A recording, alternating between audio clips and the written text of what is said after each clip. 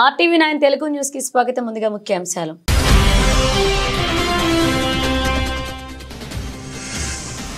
తెలంగాణ శాసనసభలో మాజీ ప్రధాని మన్మోహన్ సింగ్ సంతాప సభ.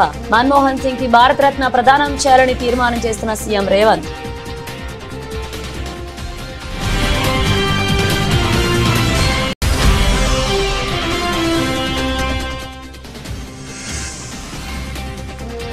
ఇరిగేషన్ శాఖ అధికారులతో సీఎం చంద్రబాబు సమీక్ష.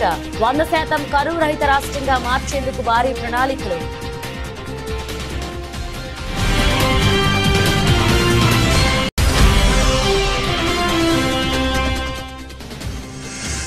అసెంబ్లీలో సంతాప తీర్మానాన్ని ప్రవేశపెట్టిన సీఎం రేవంత్ రెడ్డి. పూర్తి మద్దతు తెలిపిన BRS working president MLA KTR.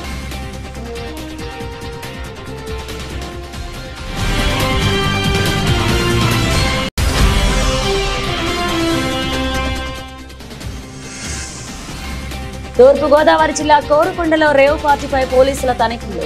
5 మహిళలు 14 మంది పురుషులు అరెస్ట్.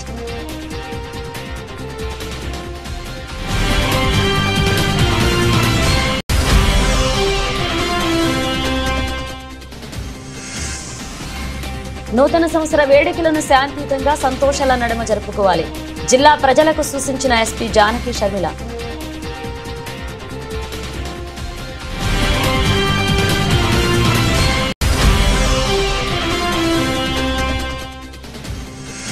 టీడీపీ కూటమి పాలనలో న్యాయవాదులకు రక్షణ లేదు.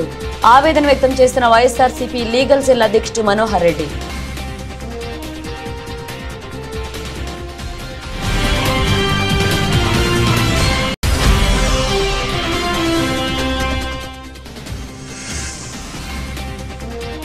నర్సంపేట మండలంలో జంగాలపల్లి తాండాలో పెద్ద పులి సంచారం.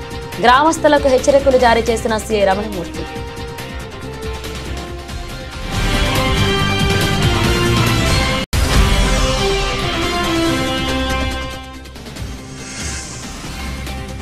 బలహీనంగా ప్రారంభమైన స్టాక్ మార్కెట్లు. స్వల్ప నష్టాల్లో మొదలైన దేశీయ ఈక్విటీ మార్కెట్లు.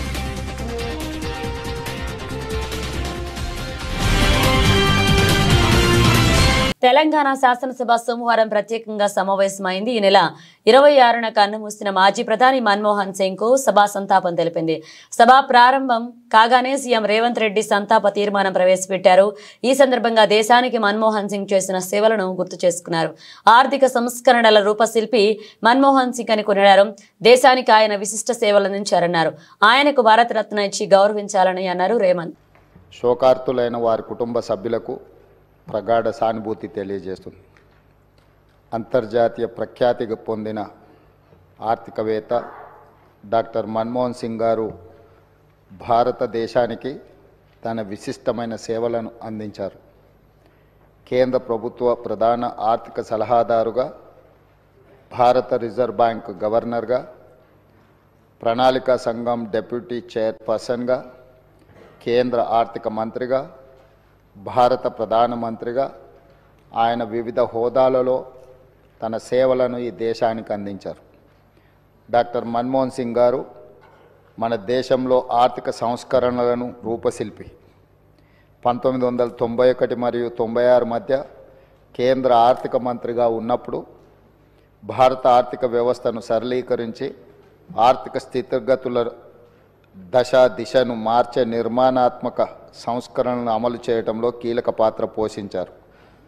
ప్రపంచీకరణ, సరళీకరణ, ప్రైవేటీకరణ విధానాలతో అంతర్జాతీయ స్థాయిలో భారత ఆర్థిక వ్యవస్థను సుస్థిరంగా నిలబడేలా చేయగలిగారు.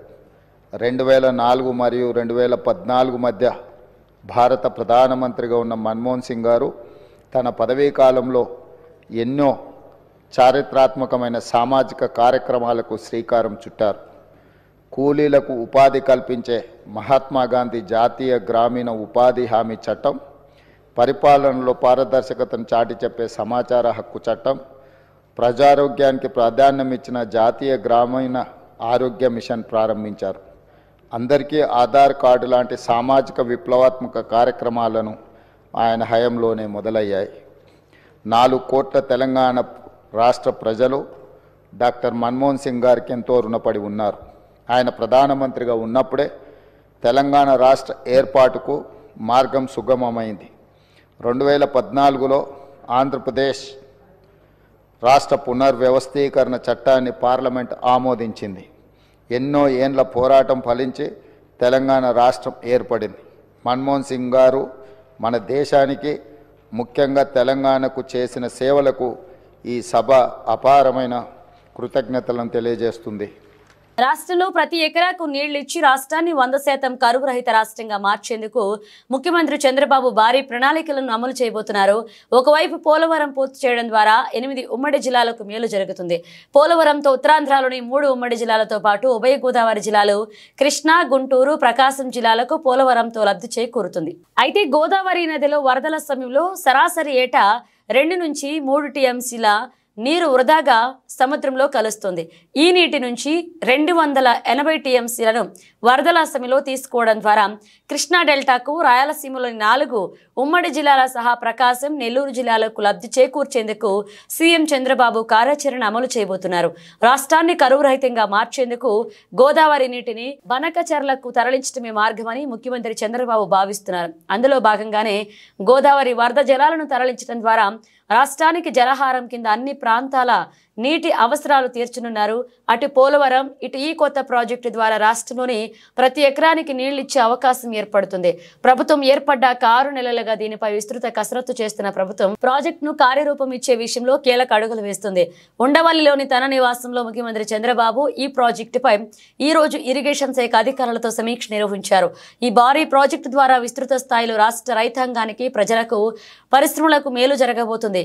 ఈ ప్రాజెక్టు పూర్తి అయితే 80 లక్షల మందికి త్రాగునీరు, 7.5 లక్షల ఎకరాల ఆయకట్టుకు కొత్తగా సాగునీరు అందుతుంది. దీంతో పాటు 22.5 లక్షల ఎకరాల ఆయకట్టును స్థిరీకరించవచ్చు. పరిశ్రమలకు దాదాపు 20 టీఎంసీల నీటిని వినియోగించవచ్చు. ఎగువన ఉన్న ప్రాజెక్టుల కారణంగా కృష్ణానదికి తగిన విధంగా నీటి ప్రవాహాలు రావడం లేదు. మరొక వైపు గోదావరి నదిలో ప్రతి ఏడాది 1000 టీఎంసీల నీరు వృధాగా సముద్రంలో కలుస్తోంది. ఈ నీటిలో కనీసం 280 టీఎంసీల నీటిని వరద సమయంలో వినియోగించుకోవాలనేది ఈ ప్రాజెక్టు లక్ష్యం. దీనికోసం 2-3 రకాల ప్రతిపాదనలు సిద్ధం చేశారు. గోదావరి నీటిని కృష్ణా నదికి తరలిస్తారు. మన్మోహన్ సింగ్ గొప్పతనం, సామర్థ్యం, జ్ఞానాన్ని ముందుగా గుర్తించిన వ్యక్తి తెలంగాణ బిడ్డ పివి నరసింహారావు అని BRS working president MLA KTR అన్నారు. గొప్ప ఆలోచనకు అరుదైన సందర్భం వచ్చినప్పుడు ప్రపంచంలో ఏ శక్తి ఆపలేదని చెప్పారు. మన్మోహన్ సింగ్ హయాంలో తెలంగాణ ఏర్పడిందన్నారు. కేంద్రంలో ఓబీసీ శాఖకు ఏర్పాటు చేయాలని మన్మోహన్ సింగ్ ను కేసీఆర్ కోరారంటూ ఆయన కేటీఆర్ గుర్తు చేశారు. అసెంబ్లీ ప్రత్యేక సమావేశమైంది. మాజీ ప్రధాని మన్మోహన్ సింగ్ సభా సంతాపం తెలిపింది. ఈ సందర్భంగా కేటీఆర్ మాట్లాడుతూ దివంగత మాజీ ప్రధాని మన్మోహన్ సింగ్ కు నివాళులర్పించే సందర్భంగా సీఎం రేవంత్ రెడ్డి ప్రవేశపెట్టిన సంతాప తీర్మానానికి బీఆర్ఎస్ తరపున పూర్తి మద్దతు ఇస్తున్నారు. అలాగే మన తెలంగాణ బిడ్డ, మన తెలుగు బిడ్డ అయిన మాజీ ప్రధాని పివి నరసింహారావు కూడా ఢిల్లీలో మెమోరియల్ ఏర్పాటు చేయాలని తెలంగాణ శాసనసభ ద్వారా తీర్మానం పెడితే మన గౌరవం, మన శాసనసభ గౌరవం పెరుగుతుందంటూ శాసనసభలో దివంగత మాజీ ప్రధాని మన్మోహన్ సింగ్ సంతాప తీర్మానం సందర్భంగా కేటీఆర్ విజ్ఞప్తి చేశారు.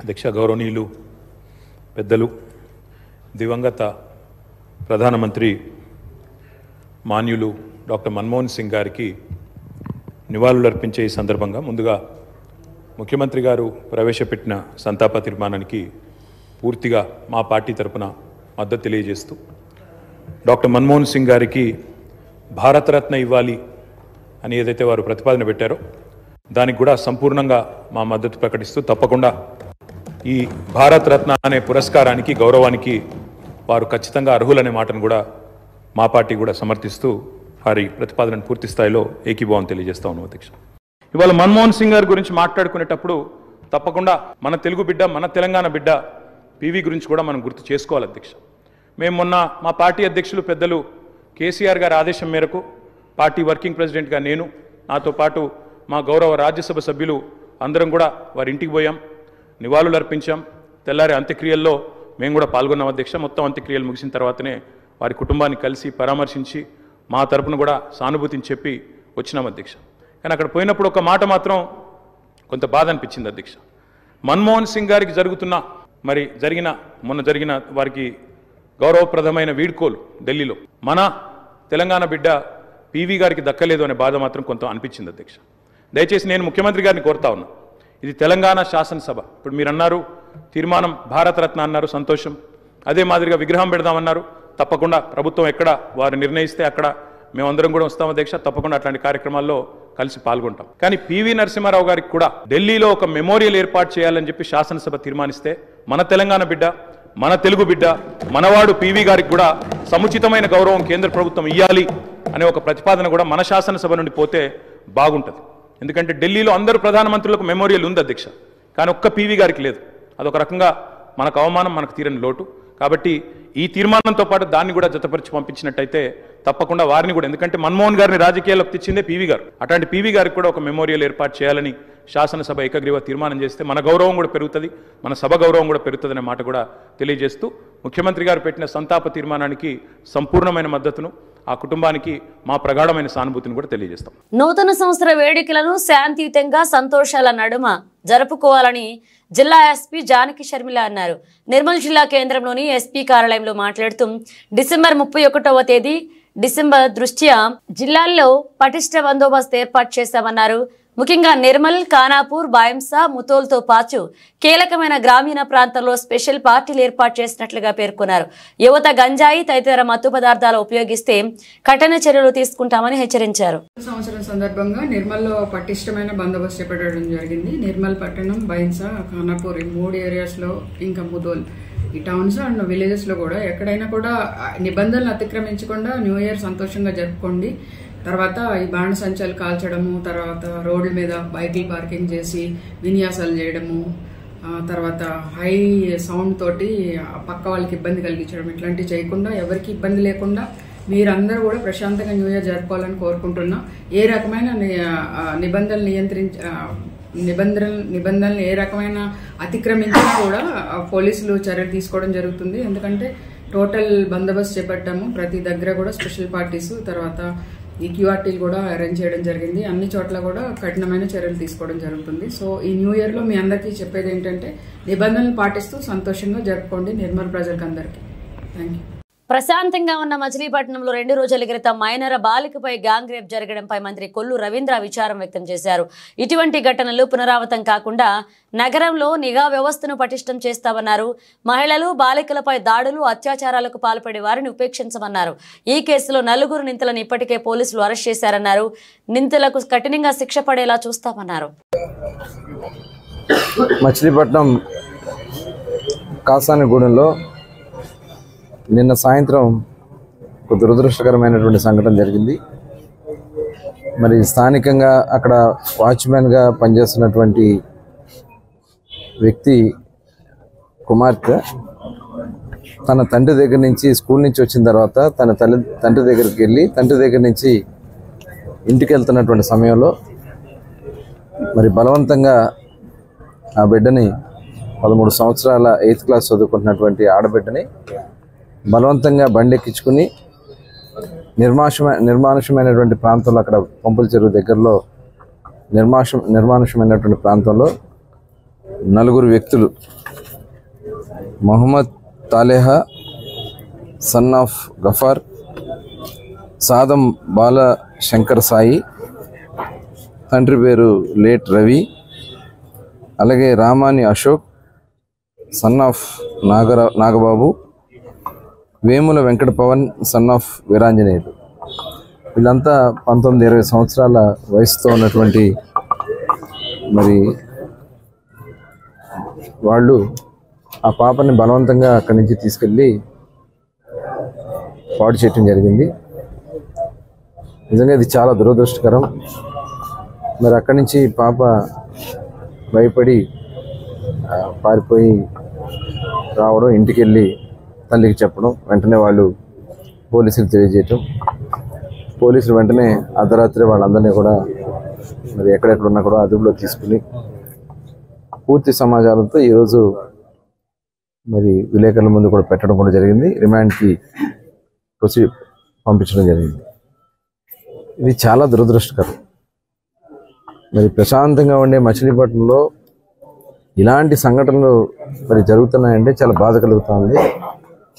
దీన్ని చాలా సీరియస్గా తీసుకుంటుంది గౌరవ ముఖ్యమంత్రి గారు కూడా. రాష్ట్రంలో ఆడబిడ్డల వైపు చూడాలంటేనే భయపడే విధంగా చేయాలని చెప్తున్నా, ఇవాళ కొంతమంది ఇలాంటి కార్యక్రమాలు చేస్తున్నటువంటి పరిస్థితి చూస్తూ ఉంటే దీన్ని చాలా తీవ్రంగా మేము పరిగణిస్తాం. ఎట్టి పరిస్థితుల్లో కూడా వాళ్ళని వదిలే సమస్య లేదు. వరంగల్ జిల్లా నరసంపేట మండలంలోని జంగాలపల్లె తాండాలో పెద్ద పులి సంచారాన్ని అటవీశాఖ అధికారులు గుర్తించారు. గత 3 రోజులుగా నల్లబిల్లి మండలంలో పెద్ద పులి సంచరిస్తుంది. తాజాగా పులి ఆనవాళ్లు నరసంపేట మండలంలో అధికారులు గుర్తించడం చర్చనీయాంశంగా మారింది. ఈ మేరకు సిఐ రమణమూర్తి గ్రామస్తులకు హెచ్చరికలు జారీ చేశారు.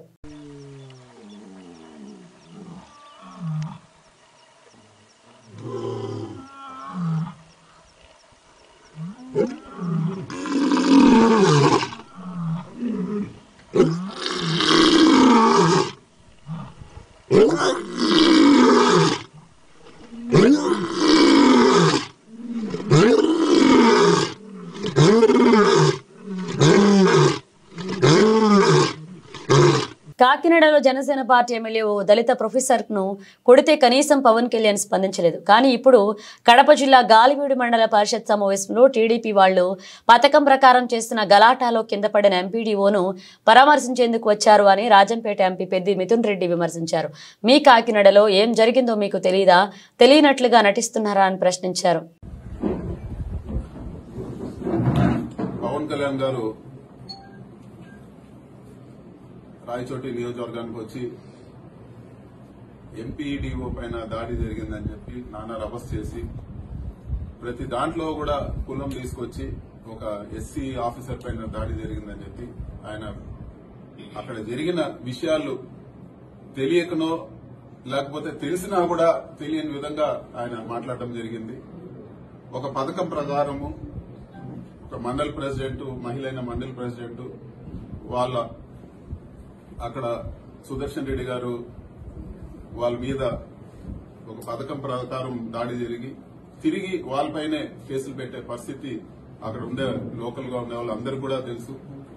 అక్కడికి తెలుగుదేశం నాయకులు పెప్పర్ స్ప్రేలు తీసుకొచ్చి గొడవలు చేయాలని ప్లాన్ గా వచ్చి మండల్ ఆఫీస్ లో ఇవన్నీ కూడా విషయాలన్నీ కూడా అందరికీ కూడా తెలిసిన విషయమే. కానీ తప్పుడు కేసు పెట్టి సుదర్శన్ రెడ్డి గారిని ఈ రోజు అరెస్ట్ చేసి దారుణంగా ఈ ఫుటేజ్లన్నీ కూడా చూడొచ్చు. ఆయన్ని అవమానకరంగా అరెస్ట్ చేసి తీసుకుపోయి ఈ రోజు జైల్లో పెట్టడం జరిగింది.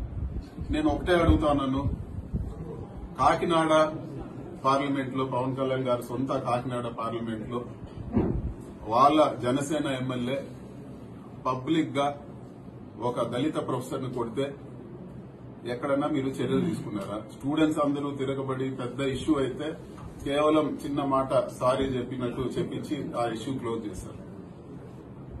ఆ రోజు ఈ పౌరుషం ఏమైంది, ఇంత అక్కర ఏమైందని చెప్పి కూడా నేను పవన్ కళ్యాణ్ గారిని అడుగుతా ఉన్నాను. న్యాయం అందరికీ ఒకలాగానే ఉండాలి. అదేవిధంగా తిరుపతిలో కూడా జనసేన ఎమ్మెల్యే ఉన్నారు. అక్కడ కూడా కూటమి నాయకులు ఒక దళిత ప్రొఫెసర్ పైన దాడి చేస్తే ఎక్కడ ఒక ఖండన కూడా లేదు. అంతెందుకు ఆయన సొంతం పిఠాపురం నియోజకవర్గంలో ఒక మహిళ పైన అఘాయిత్యం జరిగితే ఆయన ఏం స్పందించారు? వాళ్ళని ఇక్కడ మాట్లాడినట్లు ఆ రోజు ఎందుకు మాట్లాడలేదు? మహిళలకు రక్షణగా ఉంటాయని చెప్పిన ఆయన ఈ రోజు ఇన్ని మానభంగాలు, ఇన్ని మహిళలపైన అకృత్యాలు జరుగుతా ఉంటే ఎక్కడన్నా ఏమన్నా మాట్లాడారా? పైపెచ్చి అది హోమ్ మినిస్టర్ సబ్జెక్ట్ అని చెప్పి ఒక డిప్యూటీ సీఎం గా ఉండి ముఖ్యమంత్రి పవర్స్ ఆయనకు ఉండి వేరే వాళ్ళపైన నాకు సంబంధం లేదు, వేరే వాళ్ళు చూసారని చెప్పడం సరైన పద్ధతి కాదు. నూతన సంవత్సరం సందర్భంగా రేవ్ పార్టీ ఏర్పాటు చేశారనే వార్త తూర్పుగోదావరి జిల్లాలో కలకలం రేపింది. దీంతో సోమవారం తెల్లవారుజామున పోలీసులు తనిఖీలు చేపట్టారు. కోరుకొండ మండలం బూరుగుపూడి గేట్ సమీపంలో ఓ కళ్యాణ మండపంలో పార్టీ చేసుకుంటున్న యువతి యువకులను అదుపులోకి తీసుకుని ప్రశ్నిస్తున్నారు. ఈ రేవ్ పార్టీలో పాల్గొన్న వారు గుంటూరు చుట్టుపక్కల ప్రాంతాలకు చెందిన వారని తెలుస్తుంది. పార్టీని అడ్డుకున్న పోలీసులు 5 మహిళలు 14 మంది పురుషులను అరెస్ట్ చేశారు. నిందితులు ఓ ఫర్టిలైజర్ కంపెనీకి చెందిన వారని అధికార వర్గాల సమాచారం. నూతన సంవత్సరం సందర్భంగా ఈ పార్టీ ఏర్పాటు చేస్తున్నట్లుగా తెలుస్తుంది. ఈ రేవ్ పార్టీకి సంబంధించి మరిన్ని వివరాలు తెలియాల్సి ఉంది.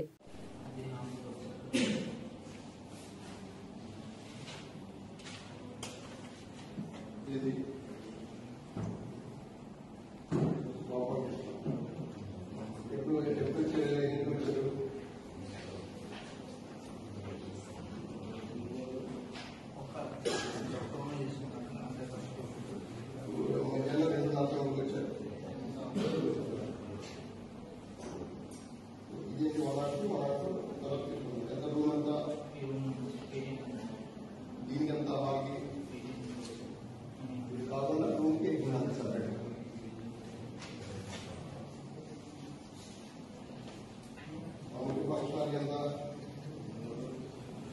దేశ ఆర్థిక వ్యవస్థకు దశ దిశ చూపిన వ్యక్తి మన్మోహన్ సింగ్ అని బీఆర్ఎస్ ఎమ్మెల్యే హరీష్ రావు అన్నారు.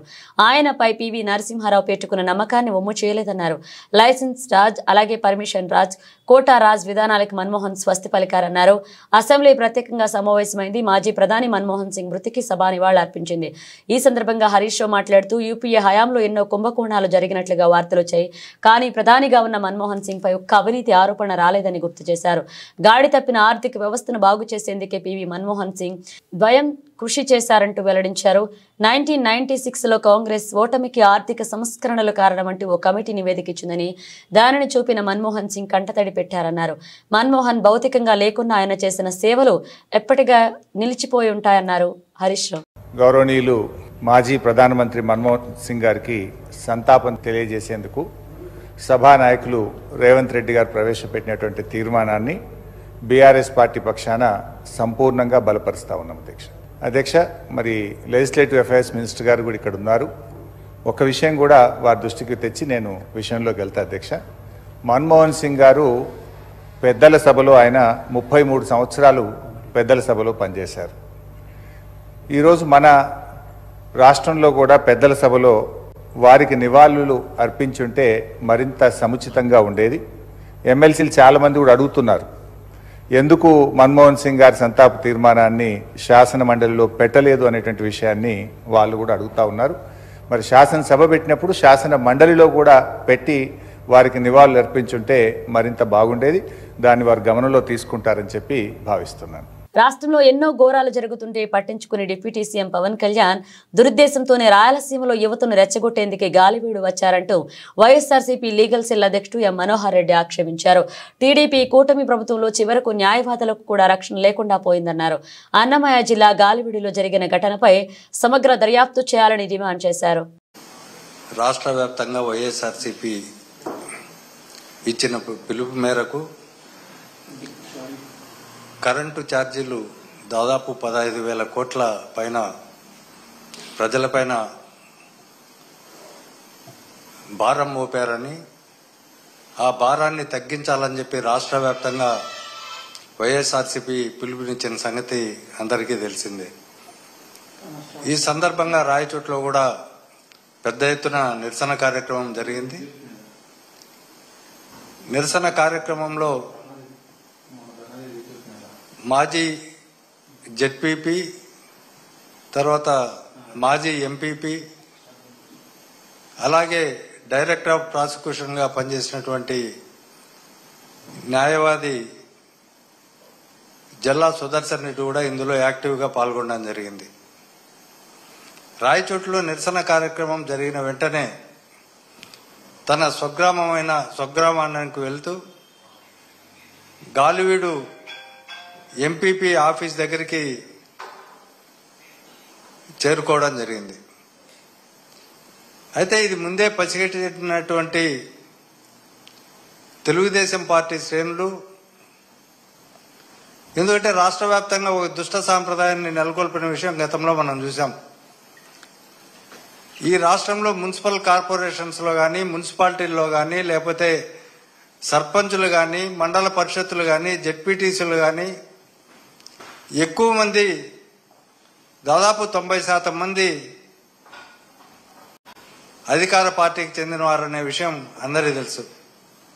కూటమి ప్రభుత్వం అధికారంలోకి వచ్చిన తర్వాత రాష్ట్ర వ్యాప్తంగా ఈ సమావేశాలను రసావస చేయడానికి, అదేవిధంగా తెలుగుదేశం వాళ్ళు అక్రమంగా ఎలాంటి అర్హత లేనప్పటికీ ఆ సభల్లో పాల్గొనడానికి వచ్చే ఆ సమావేశాలను జరగనీయకుండా చూస్తున్న విషయం రాష్ట్ర వ్యాప్తంగా మనకు తెలుసు. కడపలో కూడా 2 సార్లు జరిగింది మున్సిపల్ కార్పొరేషన్ సమావేశం లేకి. అక్కడ లోకల్ ఎమ్మెల్యే ఆ సమావేశం జరగనీయకుండా బయట వ్యక్తులను లోపలికి తెచ్చి పోలీస్ బందోబస్తుతో నానా అల్లరి చేసి వైసీపీ కార్పొరేటర్ల పైన, మేయర్ పైన దాడి చేసి అక్కడ సమావేశాలు జరగకుండా చేయడం కూడా మనం చూసాం. ఈ సందర్భంగానే గాలివీడు మండలంలో ఉన్న ప్రజా సమస్యలపైన కూడా ఎంపీపీ కార్యాలయం కూడా తెరవకూడదని చెప్పి సుదర్శన్ రెడ్డి వాళ్ళ అమ్మ అక్కడ ఎంపీపీగా ఒక మహిళ ఉంది. ఆమె వృద్ధురాలు. ఆమె ఇంద్రకీలాద్రిపై కొలువైన జగన్మాత దుర్గమ్మకు పల్నాడు జిల్లా వినుకొండకు చెందిన దాత ఎంవి ఫణీంద్ర 3 కిలోల బరువున్న ముడి వెండి దిమ్మెలను బహుకరించారు. దేవస్థాన ఈవో రామారావును కలిసి వాటిని అందించారు. సిబ్బంది దాత కుటుంబానికి ఆలయ మర్యాదలతో అమ్మవారి దర్శనం చేయించారు. వేద పండితులు వారికి ఆశీర్వచనం చేశారు. దేవస్థాన టెంపుల్ ఇన్స్పెక్టర్ వారికి విరాళ రసీదుతో పాటు అమ్మవారి చిత్రపటం, శేష వస్త్రాలు, ప్రసాదాలు అందజేశారు. శ్రీ దుర్గామల్లేశ్వర స్వామివార్ల దేవస్థానం నిత్యాన్నదాన పథకానికి మదనపల్లికి చెందిన దాత వి మురళీధర్ 1 లక్ష విరాళాన్ని అందజేశారు. విరాళంతో పాటు 1009 గ్రాముల బరువైన 2 వెండి దిమ్మెలను విరాళంగా ఇచ్చారు. దాతా కుటుంబానికి దేవస్థాన అధికారులు ఆలయ మర్యాదలతో అమ్మవారి దర్శనం చేయించారు. ఈవో రామారావు వారికి విరాళ రసీదుతో పాటు అమ్మవారి చిత్రపటం, ప్రసాదాలు అందజేశారు.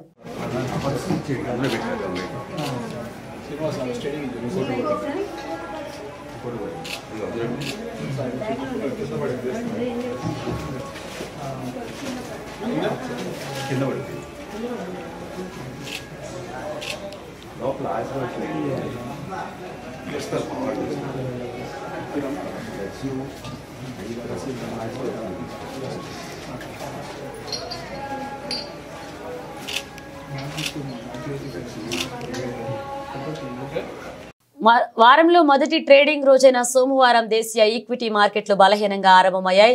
బీఎస్ఈ, సెన్సెక్స్, ఎన్ఎస్ఈ, నిఫ్టీ స్వల్ప నష్టాల్లో ప్రారంభమయ్యాయి. ఉదయం 10-15 గంటలకు సమయానికి సెన్సెక్స్ 66.32 పాయింట్లు క్షీణించి 78,632.7 వద్ద, ఎన్ఎస్ఈ, నిఫ్టీ 30.40 పాయింట్లు నష్టపోయి 23,783 పాయింట్ల వద్ద ట్రేడ్ అవుతున్నాయి. గ్లోబల్ మార్కెట్ల ప్రతికూల సంకేతాలు దేశీయ ఇన్వెస్టర్ల సెంటిమెంట్ ను బలహీనం చేశాయని, మార్కెట్ల పతనానికి ఇదే కారణమంటూ మార్కెట్ నిపుణులు చెబుతున్నారు. గత వారాంతం శుక్రవారం అమెరికా మార్కెట్లు గణనీయమైన నష్టాలను చవిచూశాయని, ఈ పరిణామం భారతీయ మార్కెట్లను ప్రతికూలంగా ప్రభావితం చేస్తుందన్నారు. మరొక వైపు ఏడాది ముగింపు సమయం కావడంతో విదేశీ సంస్థాగత పెట్టుబడులు తగ్గడం కూడా ఒక కారణంగా విశ్లేషిస్తున్నారు. కాగా నిఫ్టీపై ట్రెండ్, అలాగే బజాజ్ ఆటో, విప్రో, మారుతి, మహీంద్రా కంపెనీల షేర్లు 1% పైగా నష్టాల్లో కొనసాగుతున్నాయి. Adani Enterprises, Apollo Hospital, Shriram Finance, Adani Ports, Sun Pharma కంపెనీల షేర్లు లాభాల్లో ట్రేడ్ అవుతున్నాయి. ఇక సెన్సెక్స్ 30లో Bharti Airtel, ITC, UltraTech Cement, Adani Ports లాభాల్లో కొనసాగుతున్నాయి. రిలయన్స్, హెచ్సిఎల్ టెక్, అలాగే టాటా మోటార్స్, టీసీఎస్ నష్టాల్లో ట్రేడ్ అవుతున్నాయి. బులెటిన్ ముగించే ముందు హెడ్లైన్స్ మరోసారి.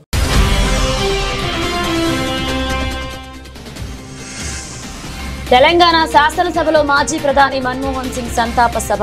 మన్మోహన్ సింగ్ కి భారతరత్న ప్రదానం చేయాలని తీర్మానం చేస్తున్న సీఎం రేవంత్.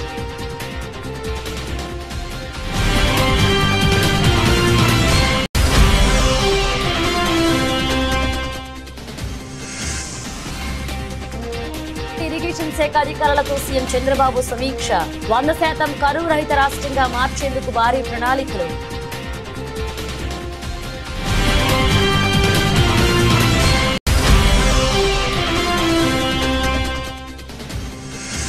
అసెంబ్లీలో సంతాప తీర్మానాన్ని ప్రవేశపెట్టిన సీఎం రేవంత్ రెడ్డి. పూర్తి మద్దతు తెలిపిన BRS working president MLA KTR.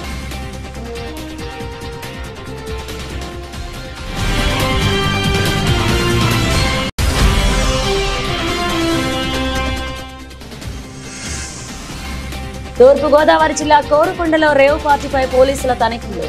5 మహిళలు, 14 మంది పురుషులు అరెస్ట్.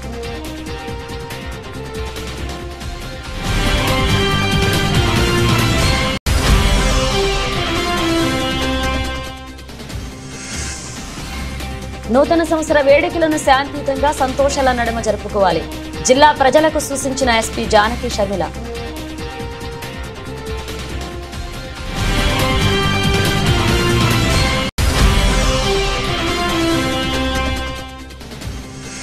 టీడీపీ కూటమి పాలనలో న్యాయవాదులకు రక్షణ లేదు. ఆవేదన వ్యక్తం చేస్తున్న వైఎస్ఆర్సీపీ లీగల్ సెల్ అధ్యక్షుడు మనోహర్ రెడ్డి.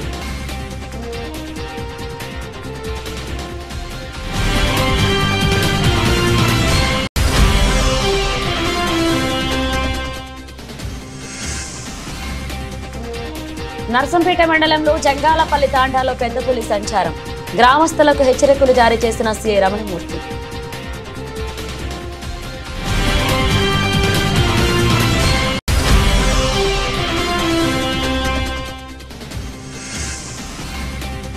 బలహీనంగా ప్రారంభమైన స్టాక్ మార్కెట్లు, స్వల్ప నష్టాల్లో మొదలైన దేశీయ ఈక్విటీ మార్కెట్లు.